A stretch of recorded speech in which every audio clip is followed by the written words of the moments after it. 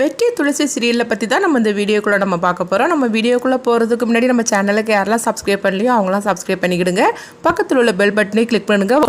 லட்சுமி எல்லாரும் பார்த்தோம்னா அவங்க ரகுவோட வீட்டுக்கு வந்துருந்தாங்க. அப்போ அவங்க வந்ததுமே அஞ்சலியும் துளசியும் ரகு கிட்ட கேட்டுட்டு இருக்கிறாங்க, இப்படி அம்மா கிட்ட ஏமாற்றி கழுத்து வாங்கிட்டு போயிருக்கிறிய, உனக்கு இது கொஞ்சமே நியாயமாக இருக்குதா? ஒழுங்கு மரியாதையா நீ எடுத்த பணத்தை கொண்டு வை அப்படின்னு சொல்லவும், அப்போ ரகு சொல்கிறாங்க, நான் எதுக்காக பணத்தை வைக்கணும்? நீங்கள் எப்படி அப்பாவுக்கு 2 பேரும் பொண்ணும், அதே மாதிரிக்கு தான் அவர் பெத்த பையன் நான். அப்படி இருக்கும்போது அந்த பணத்தில் எனக்கு எல்லா விதத்துலேயும் உரிமை இருக்குது. நான் எதுக்காக இந்த மாதிரிக்கு வந்து உங்களுக்கு பணத்தை கொடுக்கணும் அப்படின்னு சொல்லும் போது, அது மட்டும் இல்லாமல் அப்பாவோட ஒவ்வொரு இதுலேயும் நானும் பங்கேற்றிருக்கிறேன், அதனால அந்த பணம் வந்து எனக்கு தான் சொந்தம் அப்படிங்கும்போது, அப்போ உடனே வந்து துளசி சொல்லிட்டு இருக்கிறாங்க, என்ன நினச்சிக்கிட்டு இருக்கிற? அம்மா கிட்ட ஏமாற்றி கையெழுத்து வாங்கிட்டு போனது மட்டும் இல்லாமல் இந்த அளவுக்கு நீ வந்து பொய் சொல்லி நாடகம் ஆடி இருக்கிற. அப்படி இருக்கும்போது உனக்கு எப்படி சொந்தமாகும்? அது மட்டும் இல்லாமல் அது அம்மாவுக்கும் பாட்டிக்கு சேர வேண்டிய பணமாக்கும், அதனால எல்லா பணத்தையும் கொண்டா அப்படிங்கும்போது, இங்கே பாரு, நீ என்ன சொன்னாலும் சரி தான், நான் பணத்தை தர முடியாது அப்படிங்கவும் உடனே அஞ்சலி வந்து சொல்லிட்டு இருக்கிறாங்க, நீ என்ன நினச்சிக்கிட்டு இருக்கிற அப்படின்னு சொல்லும் போது உடனே ரகு சொல்கிறாங்க, உன்னை எப்படிப்பட்ட இடத்துல நீ உன்னை கல்யாணம் பண்ணி கொடுத்துருக்குது,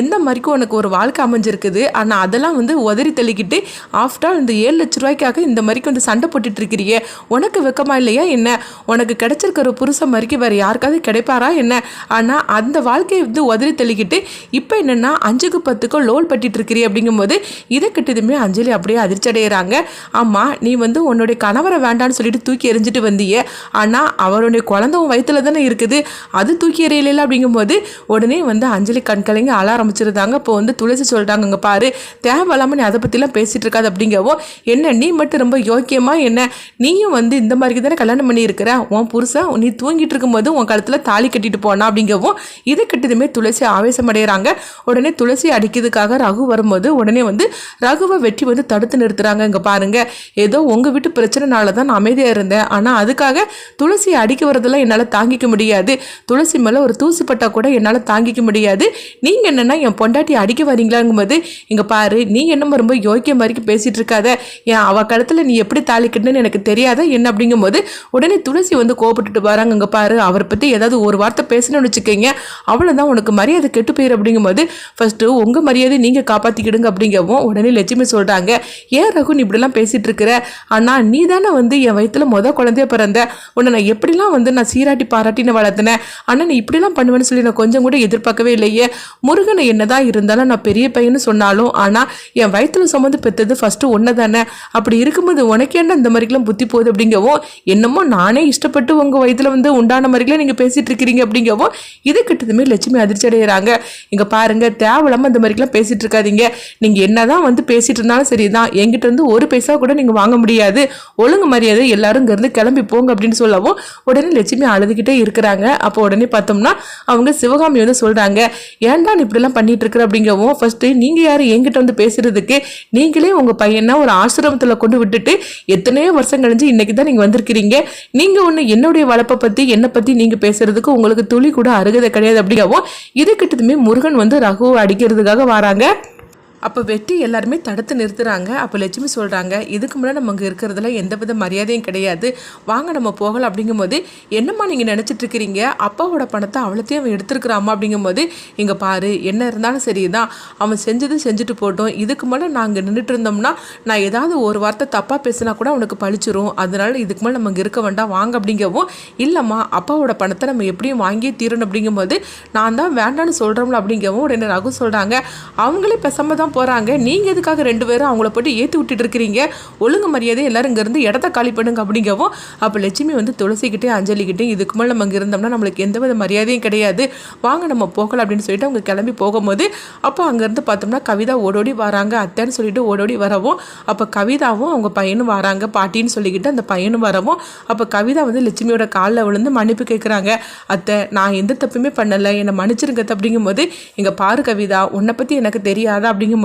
அவர் நான் என்ன சொன்னாலும் கேட்க மாட்டார், அது மட்டும் இல்லாமல் நான் எவ்வளவோ உங்ககிட்ட நான் வந்து சொல்கிறதுக்காக தான் நான் வந்து சொன்னேன், ஆனால் என் பேச்சை அவர் ஒரு வார்த்தை கூட கேட்குறது இல்லை, அது மட்டும் இல்லாமல் அன்னைக்கு கையெழுத்து வாங்கினதில் இவ்வளோ தூரம் அவர் வந்து ஃப்ராடு தானே பண்ணுவார்னு எனக்கு கொஞ்சம் கூட தெரியாதத்தை, அப்படி தெரிஞ்சிருந்தேன்னா கண்டிப்பாக நான் வந்திருக்கவே மாட்டேன் அப்படிங்கும்போது, இங்கே பாரு கவிதா, உன்னை பற்றி எனக்கு தெரியும், அவனை பற்றி எனக்கு தெரியும், அதனால நான் உன்னை பற்றி ஒரு வார்த்தை கூட நான் தப்பாகவும் பேச மாட்டேன், நான் தப்பாகவும் நினைக்க மாட்டோமா அப்படிங்கவும், அப்போ கவிதா சொல்கிறாங்க, அத்தை அவர் மேலே இருக்கிற கோவத்தில் நீங்கள் வந்து சாப்பிடாம கூட வந்துட்டீங்க, சாப்பிட்டுட்டாது போங்கத்த அப்படிங்கும்போது, இதுக்கு மேலே இவ்வளோ தூரம் நடந்ததுக்கப்புறமா நான் எப்படிம்மா அந்த வீட்டுக்குள்ளே வருவேன், வேண்டாம்மா நீ சொன்னதே எனக்கு ஒரு வார்த்தை போருமா அப்படிங்கும்போது, அத்தை நான் எவ்வளோ தான் சொன்னாலும் சரிதான், அவர் வந்து உடனே வந்து நான் சொல்கிறது கேட்டு நடந்தா நீ இந்த வீட்டில் இரு, இல்லைன்னா வீட்டை விட்டு போயிரு அப்படின்னு சொல்லிட்டாரு. அதனால தான் என்னாலே ஒரு வார்த்தை கூட பேச முடியலத்த, என்னை தப்பாக மட்டும் நினச்சிடாதீங்க அப்படிங்கவும் இப்போ துளசி வராங்க. அண்ணி எங்களுக்கு உங்களை பற்றி நல்லாவே தெரியும், நான் அதனால் உங்களை பற்றி நாங்கள் தப்பாலாம் நினைக்க மாட்டோம் அண்ணி அப்படின்னு சொல்லவும் கவிதா அழுதுகிட்டே இருக்கிறாங்க. இப்போ லட்சுமி சொல்கிறாங்க, கவிதா அங்கே பாரு எல்லாரும் வந்திருக்கிறாங்க, அதனால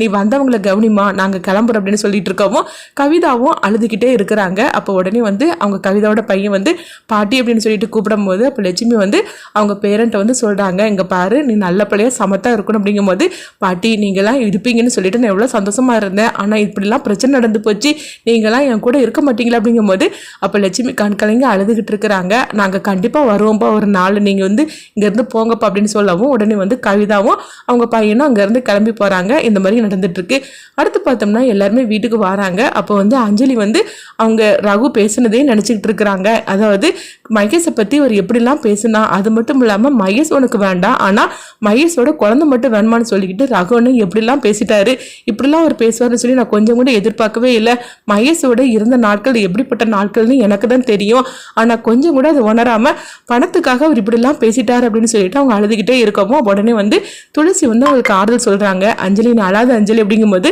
ரகுன்னு இப்படிலாம் நடந்துப்பாருன்னு நான் கொஞ்சம் கூட எதிர்பார்க்கவே இல்லை. அந்த மகேஷு கூட நம்ம எப்படிலாம் கஷ்டப்பட்டோம், அது மட்டும் இல்லாமல் அப்பாவோட நிலைமைக்கு அவன் தானே காரணம்.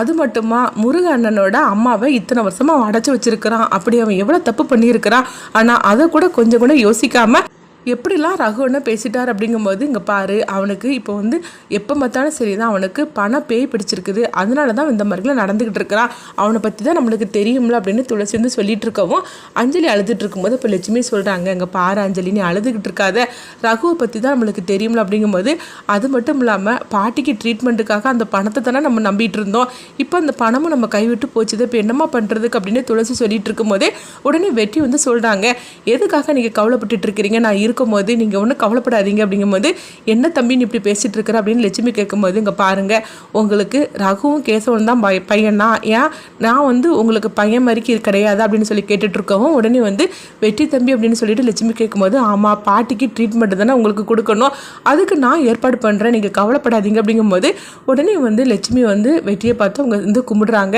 அதெல்லாம் ஒன்றும் வேண்டாம் தம்பி, நீங்கள் சொன்ன ஒரு வார்த்தை எங்களுக்கு போகிற அப்படின்னு சொல்லிட்டு இருக்கவும் உடனே வந்து வெற்றி வந்து துளசியை தனியாக அழைச்சிட்டு போகிறாங்க. இங்கே பாருங்கள் துளசி, பாட்டிக்கு எப்படி ட்ரீட்மெண்ட் கொடுக்கணுமோ அதை நம்ம உடனே நம்ம ஆரம்பிச்சிடலாம், நீங்கள் கவலைப்பட வேண்டாம் அப்படின்னு சொல்லிட்டு இருக்கவும் உடனே வந்து துளசியும் ஆமாம் அப்படிங்கிறாங்க. பாட்டிக்கு சீக்கிரமாகவே ட்ரீட்மெண்ட் ஆரம்பிக்கணும், அந்த பணத்தை தான் முழுசாக நம்பிட்டு இருந்தோம், ஆனால் இனிமேல் அந்த பணம் கிடைக்காதுன்னு தெரிஞ்சு போச்சுது அப்படின்னு சொல்லவும் அப்போ வெற்றி வந்து அவங்களுக்கு வந்து சொல்கிறாங்க, நீங்கள் ஒன்றும் கவலைப்படாதீங்க, நம்ம எப்படியாவது பாட்டிக்கு நம்ம ட்ரீட்மெண்ட் நம்ம கொடுக்க ஆரம்பிக்கலாம், நீங்கள் கவலைப்பட வேண்டான்னு அம்மா கிட்ட சொல்லுங்க அப்படிங்கவும் உடனே துளசி சரி அப்படிங்கிறாங்க. அப்போ துளசி வந்து லட்சுமி கிட்டையும் அவங்க வந்து